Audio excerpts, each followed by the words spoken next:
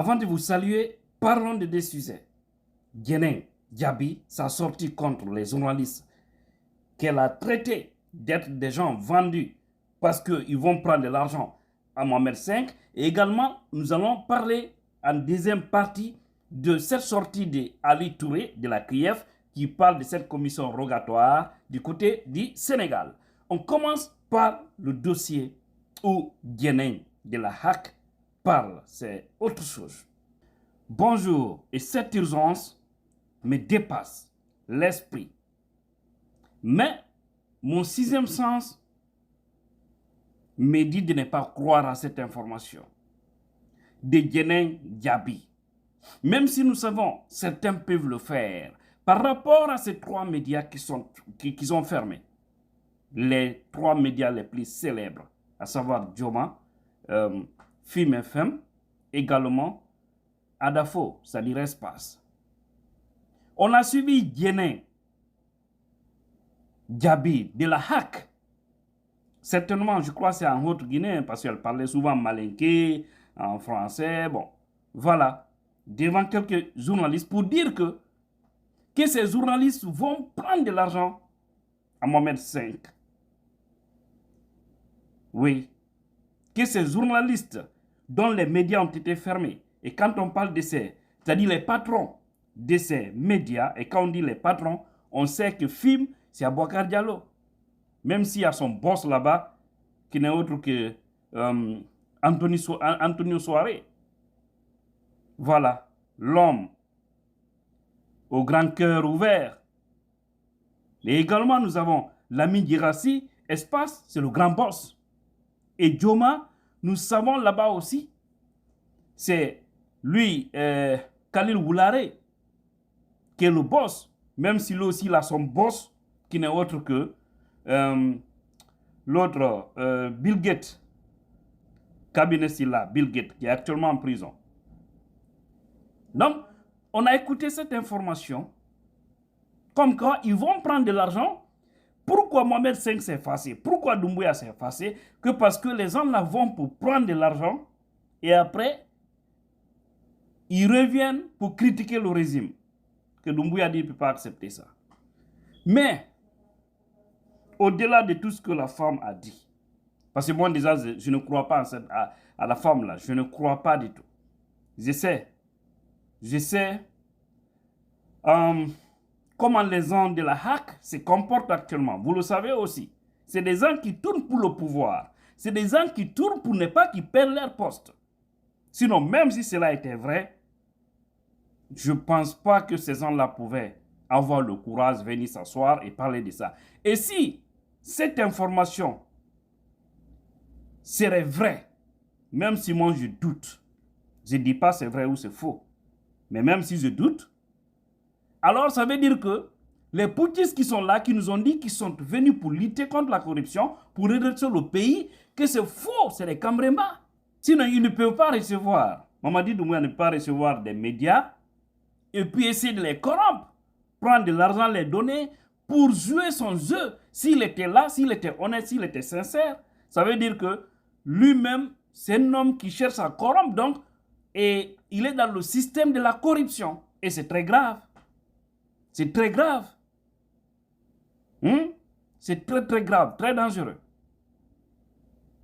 Et cette jeune dame se permet de dire, parce que déjà il faut aussi préciser que certains journalistes de ces médias se sont confiés que tout ce que la femme a raconté, que c'est faux, que ce sont des mensonges, qu'une plainte d'ailleurs est actuellement en cours pour la trimballer devant les juridictions pour qu'elle apporte toutes les preuves qu'elle est en train d'avancer aujourd'hui devant les médias. Donc voilà, elle est allée jusqu'à dire aussi que si vous voyez, parce que effectivement je me souviens de ça, c'est pourquoi ces trois médias-là, ces trois boss-là, de ces trois médias-là, doivent sortir pour dire toute la vérité au peuple. Parce que nous les croyons. Maintenant, s'ils jouent le jeu de cache-cache la nuit, attention, attention. Ok. Alors là, elle est allée encore jusqu'à dire Avant d'arriver au dossier de Air Guinée avec la sortie de Ali, il vient de faire une sortie vraiment drôle. Ok, elle est allée jusqu'à dire que si vous voyez, les syndicalistes avaient menacé, effectivement, même moi j'avais fait une vidéo où les syndicalistes guinéens avaient haussé le ton pour dire qu'ils donnaient jusqu'au lundi à Mamadi Doumbouya, c'est le pouvoir en place, de rétablir ces 3 médias. À défaut, le mercredi, on devrait avoir une grève illimitée. Mais ce mercredi-là est déjà passé. Ce n'est même pas mercredi hier. Hein. Voilà, c'est l'autre mercredi. D'accord? Donc, ça c'est déjà passé. On n'a rien vu. Selon Guinée, c'est parce que après tout, que ces gens-là sont allés apporter des preuves à ces syndicalistes pour dire que les gens pour lesquels vous êtes en train de vous battre, qui vont chaque jour pour prendre de l'argent au palais, Mohamed Sek.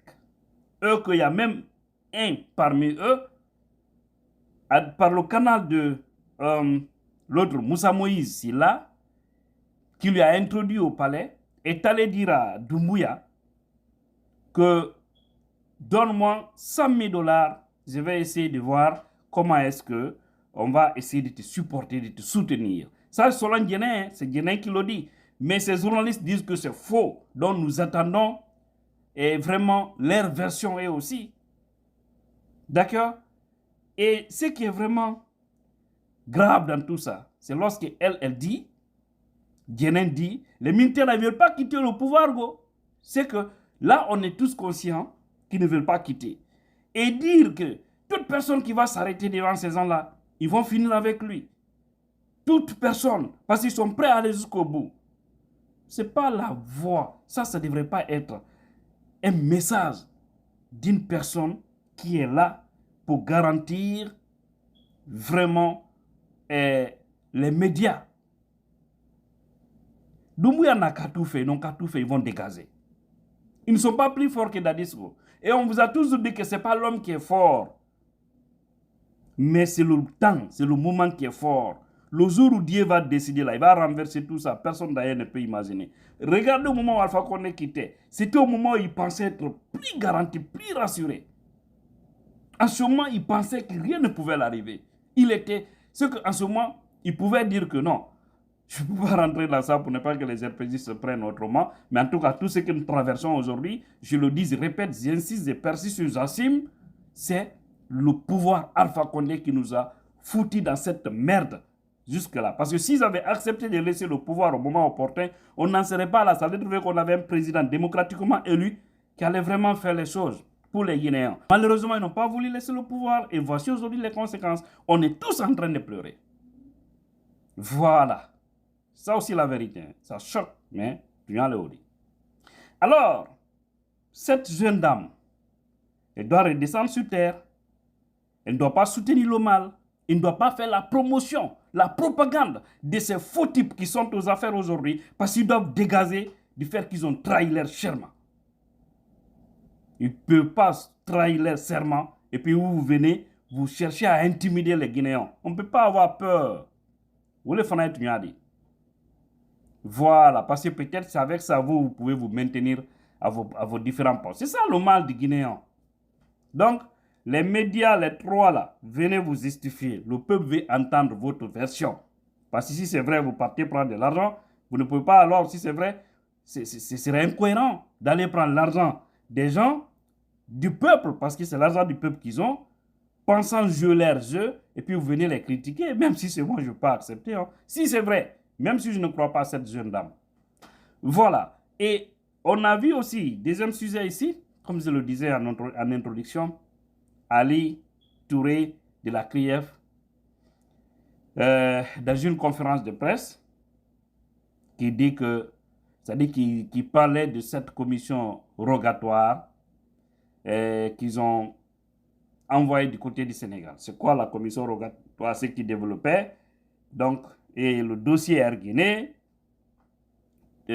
voilà, il y a ça et ça et ça et ça. Donc, si l'un des concernés n'est pas au pays et qu'on a appris qu'il est au Sénégal, alors les juges d'ici se sont organisés pour envoyer une commission rogatoire du côté des juges du Sénégal pour que ces gens-là puissent aller écouter le concerné ou l'intéressé, qui n'est autre que le président Souleymane Diallo, le prochain président de la République de Guinée, Inch'Allah.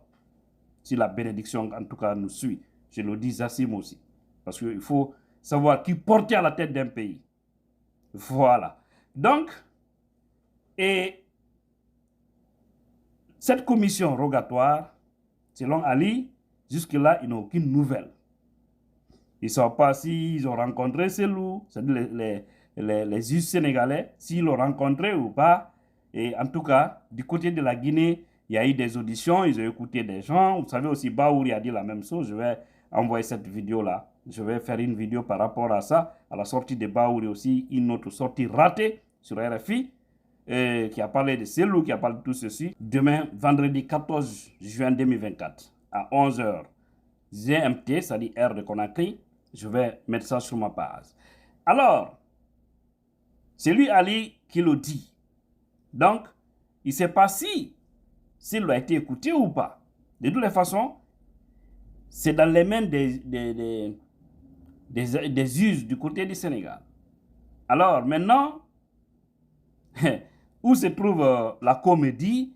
Parce que tout ça, c'est parce que maintenant, vous avez entendu. Il y a longtemps, il n'a pas fait cette conférence de presse. C'est parce que, oui, c'est lui annoncé en Guinée. C'est pour créer encore des doutes dans la tête des gens. Est-ce qu'alors, s'il doit aller en Guinée ou il doit rester? Parce que maintenant, c'est du côté du Sénégal, c'est du côté de la Guinée où il va rester. Ça n'a aucun sens. Ce qui reste clair, le président Selou sera en Guinée. Si vous voulez votre commission rogatoire ou régulatoire, je ne sais quoi. Cette commission-là, si elle veut, elle n'a qu'à rencontrer Selou. Si elle veut, elle n'a qu'à laisser la CRIEF en Guinée là. Si vous voulez, il faut fermer ce faux dossier. Si vous voulez continuer, de toutes les façons, Selou va rentrer en Guinée. Et si vous voulez la stabilité, la paix, l'amour entre les Guinéens, l'entente, vous devez éviter ce dossier. Parce que c'est un dossier politique, c'est un dossier de ciblage. On le sait. Tout le monde a témoigné là-dessus. Sinon, si vous refusez, vous allez créer une situation que vous-même, vous n'allez pas gérer. Et tous ces membres de la CRIEF, wallahi, parce que vous serez à la base et vous allez tous payer le prix de tout ce que vous allez s'aimer. Si Mamadi Doumbouya vous instrumentalise, vous pousse à vous orienter contre des faux dossiers pour seulement freiner des gens, vous allez voir la réaction. Et vous-même, vous allez payer ces prix-là parce que tout ce qui joue à la malhonnêteté intellectuelle, il faut que le peuple accepte de prendre ses précautions pour les dire merde et pour les freiner. Que ce soit maintenant du côté judiciaire, armée, je ne sais quoi. Parce qu'il y en a assez. Et il n'y a pas plus fort que le peuple. Mais c'est un peuple uni. Et espérons que le peuple de Guinée se réveille et faire face à son destin. Parce qu'il y a trop de manipulations en Guinée. Donc, Ali continue à vraiment narrer là-bas ou en tout cas à faire des contes et légendes. Ce qui reste clair, CDD, vous allez le laisser. Il va diriger la Guinée et vous aurez tous honte. Parce que vous allez dire, mais pourquoi on a pris tout ce temps, on n'a pas donné la Guinée à ce grand homme. Et on vous a dit, tous ceux qui suivent, c'est... Regardez comment ils finissent. Parce que vous l'accusez pour rien. À cause des choses. Nous le savons. Et tout le monde sait. Mais rassurez-vous que Allah le Tout-Puissant vous fera échouer. Parce que vous n'êtes pas sur la vérité. Vous êtes sur le mensonge. Que Dieu bénisse la Guinée, tout le Guinée conscient. Que la puissance. Votre bien-aimé.